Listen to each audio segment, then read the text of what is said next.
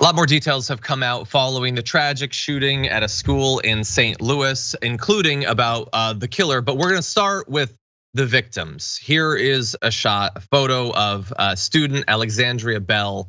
It's only 15 years old.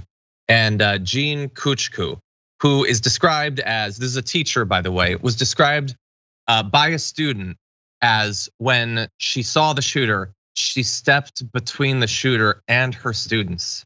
61-year-old teacher whose last act was to just try to save the lives of her students.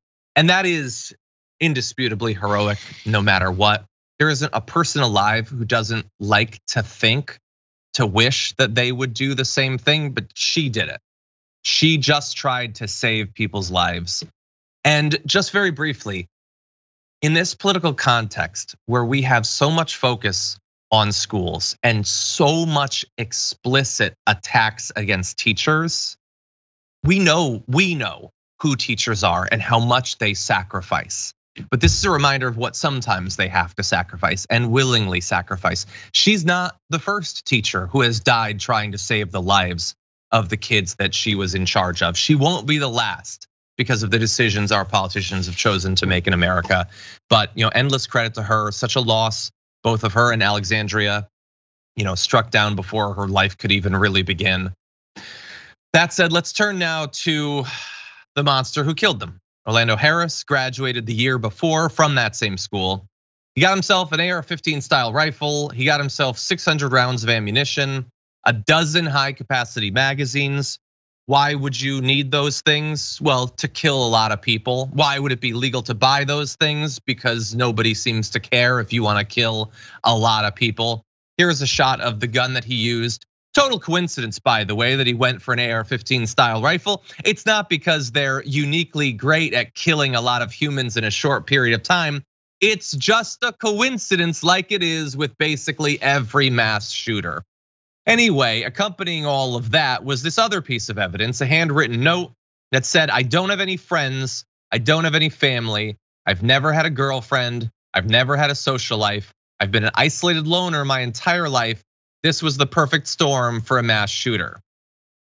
Now that has sort of like the facade of self-analysis, but it's obviously lacking the part where he knew that this was the perfect storm, but then chose not to kill a bunch of people for some reason, was a loner, but chose not to join a group or a club or meet people. Now look, obviously we want there to be all of the support structures possible. We advocate every day for schools to be places where people are made to feel accepted and loved and all of that.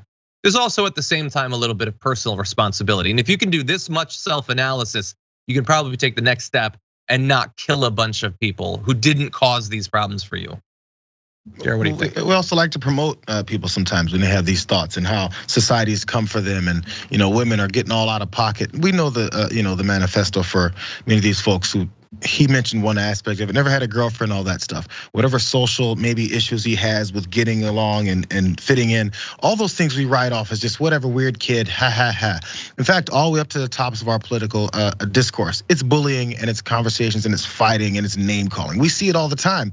So if we think that the leaders of our country are okay doing this stuff, of course, yeah, it's fine if someone else does. That's a separate whole thing here. But let's point out with Alexandria, and here's Jean, that teacher who stepped in front. She did, I think, save some lives. I don't know the exact scenario, but because of that, who knows then what changed, what this guy saw when he started shooting, and maybe something spoke in him because of the heroism that she then exhibited.